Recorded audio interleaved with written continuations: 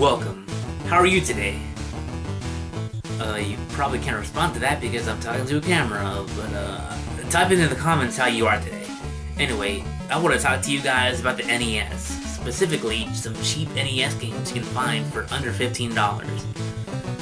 Some of these prices on the NES have just gone sky high, you know. You gotta take out a second mortgage or something to afford some of these games, like Little Samson going for over $1,000, Panic Restaurant for like 500 or something like that, you know.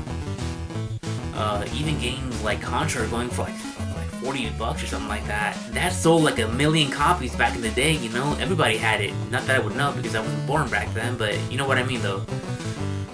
So right now I'm going to talk to you guys about some really good NES games that go for under $10 to $15. We all know about, like, you know, not Little Samson, are you kidding me? Ninja Gaiden, Batman, TMNT, you know, games like that. I like TMNT actually, you know, it's not a bad game at all.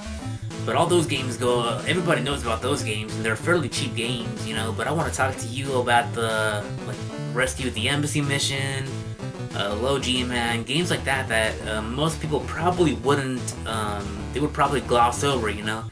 If they're looking at a list of games, you know, they're gonna probably miss over those.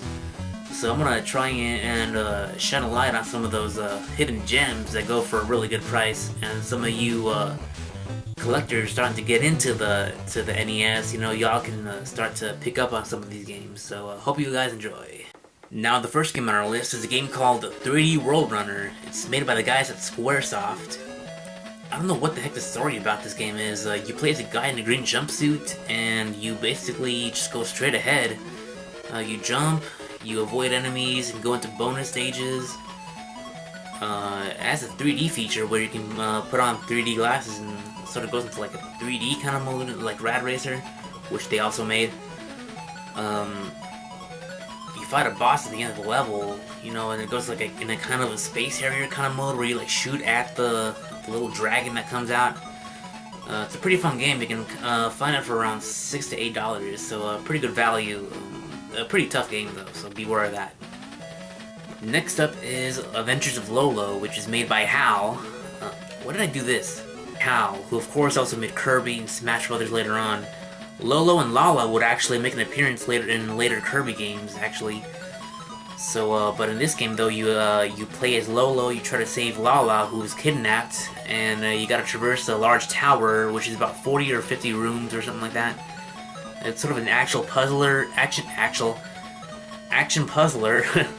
and you gotta open the door at the end of the room. You gotta collect hearts and a lot of collectibles, defeat your enemies, open up a chest, and that opens the door, I believe. It's a really fun game, really addicting.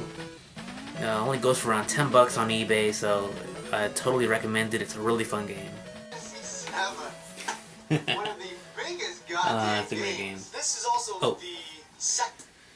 The next game that we're going to talk about is a game called Astyanax. Now, Astyanax was released by Jackal, and it's basically an action platformer. You control some 15-year-old kid. You get transported to some mystical land. You gotta save the princess. It's a basic story. It doesn't really matter all that much. But the point is, the game is really fun, and it's a pretty tough game as well. You get a gauge at the bottom of your screen, which tells you how strong your attack is gonna be. So the longer you wait, the more stronger your attack is gonna be. The more times you press the attack button, like if you try to repeatedly attack an enemy, all those attacks are gonna be fairly weak attacks. But if you wait though, your attack is gonna be pretty strong. So it's a pretty cool twist for a game for the NES. You don't see that system all that much for an action platformer. You would see that kind of thing on like Secret of Mana and stuff like that. So it's a pretty cool game, pretty tough also. So it only goes for around $7 or $8. So totally recommend it. Great game. Also remember, swing, jump, jump and swing, jump and swing. Remember that. Next up is Burai Fighter. Burai Fighter is a space shooter. Now, I know what you're thinking. Space shooters are all the same thing. You know, at least that's what I think. I'm not a big fan of space shooters at all. I think they're kind of boring. They're too hard, too frustrating. And, well, this game is pretty hard too, actually. But the thing is, it's really fun, though. Because you get a lot of cool weapons. You can shoot in any direction. And instead of just going either in one direction or whatever, not the band One Direction, ugh. But you know what I mean. Instead of just going in one solitary direction, like it'll shift like mid combat. You know, like it'll go in this direction, and then it'll go up or it'll go down. It'll just spiral everywhere, all in one level. You know, so that's a pretty cool aspect about that game. It's pretty unique. I don't think a lot of shooters do that, actually. But this game is just really fun. It's really cool. It's a pretty tough game, so if you're a shooter fan, I definitely recommend it. You can find it for around $10. It's totally recommended for shooter fans and you know, anybody that just wants a good action game. Now, Goonies 2 is one that maybe some of you who've been into the NES for a while might be familiar with, but you gotta remember, some people that are just getting into the console, they might gloss over this game. Now, Goonies 1 wasn't released in the United States. It was released in Japan only, although it did come out on the Play Choice 10 though in America, but not too many people are probably gonna know about that either, you know. But Goonies 2 is a bit like a Metroid game in that the first Metroid you definitely needed a guide to get to a lot of places because it doesn't tell you where to go, and you gotta find all these key items in order to progress. You gotta find all of the Goonies and rescue your friends, rescue your friends, and rescue the mermaid. And I definitely recommend using a guide though, so you don't get lost. I don't see anything wrong with using a guide if it helps you enjoy the game. Because me personally, if I get lost, I'm not enjoying the game right now. So definitely a game that I recommend. It's only about $6 or $7 or something like that. It's by Konami. The music is fantastic. Also, I definitely recommend it for Metroid fans and for fans of action games in general. Jackal, also by Konami, is probably a game more people are familiar with. But then again, like I said before, people that are just getting into the NES, they might overlook this game also. So it's still more of an arcade style game like Contra. It's a top-down game where you drive a truck and you gotta shoot missiles, grenades, just get to the end of the level, beat the boss. Several stages, great music. It's a fantastic co-op game. Goes for around $15, $12 to $15. It's definitely not a game that as many people talk about as, say, Contra, or other Konami classics. Just Konami back then, back in the 80s, early 90s, Konami was just fantastic. Everything they made, most of what they made rather, was just awesome. Even though personally, I prefer Capcom because of Mega Man. Just saying. But Konami was awesome too, though. You can't go wrong. Jackal, just a fantastic game, pretty underrated, so get that game. Little Nemo the Dream Master. Now this game you control the title character, you get whisked away to Slumberland, and you go across several really awesome level designs like a forest, Nightmare Land, an upside down house, stuff like that. You control lots of really cool animals, which all have their own sort of gameplay quirks. They all control differently, have their own weapons and elements and all that stuff. It's a really it's a really awesome game. Really cool music. It's just a wonderful game. It goes for around $15. It's by Capcom, so it's got to be good. It's just a great game, so I highly recommend it for anybody that's into like all the Disney Capcom games and all that stuff. It's basically a licensed game. Just that it's the property is just not by Disney though, so buy it.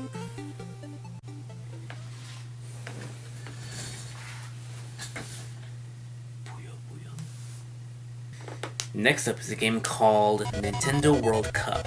Now this is a soccer game. Now a lot of people might not be interested in soccer, but this is just a really fun game. It's sort of like an arcadey kind of like non-realistic kind of sports game like NBA Jam and NFL Blitz.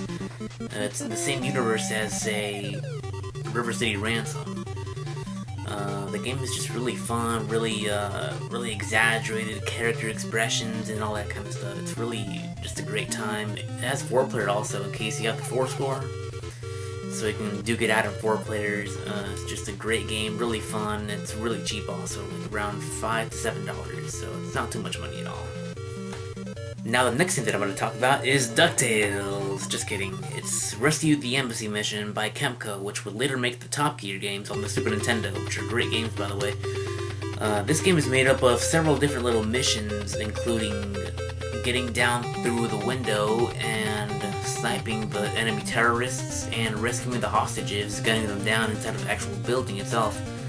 It's a very short game. It's fairly easy also if you get the hang of it, but it is really fun though. It's really fun to just speed run, and the actual sort of mini games like sneaking around and actually getting inside the building and shooting the terrorists.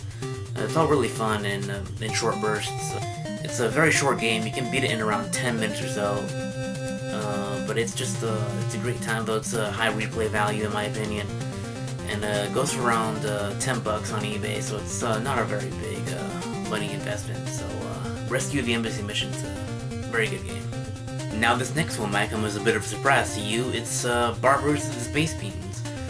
Now this game gets kind of a bad rap in some circles, but I think it's a pretty good game actually, despite the difficulty. You only get 2 hit points, and the controls definitely take a bit of getting used to, but I think the game has a lot of personality though, just between the levels and how the aliens switch out to different stuff that they need that you gotta eliminate. Like in the first one you gotta eliminate all purple objects, and the second one you gotta take all the hats away, you know, just crazy stuff like that. Like exit signs later on also.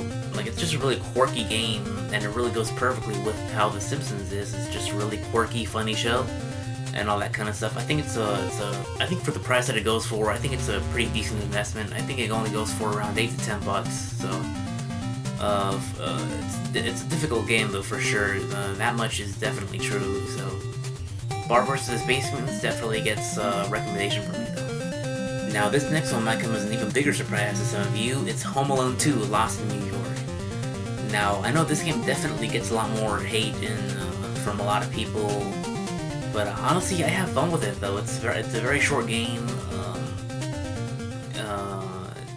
It might be a bit cryptic in terms of what to do in some of the stages, but I have fun with it though. It's a really short game, so it's not too much of a time waste. It only goes for around $5 to $7 on eBay. I actually got a complete box copy for about $10 also. So Home Alone 2 overall, it's not as bad as the reputation makes it out to be. It's an okay game in my opinion. Next up is Startropics. You play as Mike Jones. No, not the rapper. You use your yo-yo to kill your enemies, and you gotta find your uncle, Dr. J. No, not the basketball player. It was released only in America, so that's pretty strange though. It was made in Japan though, so who knows about that. But it's a really good game, really tough also. This is definitely a game that I would use a guide in, because later in the game the dungeons just get really big, and you also gotta dip the letter that it originally came in and reveal the code that you gotta use in order to get past a certain part of the game. So it's a really good game though. It's really tough, great music, and it's just a really fun game though overall. It definitely doesn't get talked about as much as other NES classics made by Nintendo, like Zelda and Mario, Metroid and all that stuff. So Startropics overall and the sequel, Zoda's Revenge, are both really good games. Next up is Low Gman by Taxan. The main thing about this one is the jumping, which you can probably imagine based on the title. The main gun actually freezes your enemy, it doesn't actually kill them. You use the drill that you have in order to actually stab the heck out of them, and you pick up different weapons along the way also. It's a really fun way to defeat your enemies, and it's definitely a unique way to do the combat, you know. The music is also really good, and it's definitely a hidden gem that only goes for around $10, meaning you better get it now before everybody discovers it. So, great game, Low Gman. And finally we have Yoshi's Cookie, which is released very late in the NES lifespan. Basically you gotta clear out the entire board of cookies by matching them all in one row, all the same kind of cookie in one row. It's a really fun puzzler, and you have 2-player as well. It's just a really fun game, really fun puzzler. I'm not a big, huge puzzle kind of guy, but this game is just really, really addicting. It's a fairly common game, which is strange for a later released NES game. You can find it for around $10 or so on eBay, so it's definitely a great game. Also on Game Boy as well, if you're interested in that. So, yeah, that's all the NES games that I wanted to talk about. Hopefully you found some games that you didn't think about or haven't played yet. So, Hope you guys enjoyed this video, so thank you guys for watching. I'll try and get some more done for like the Super Nintendo and Game Boy, but that'll come in the future though, so thank you for watching.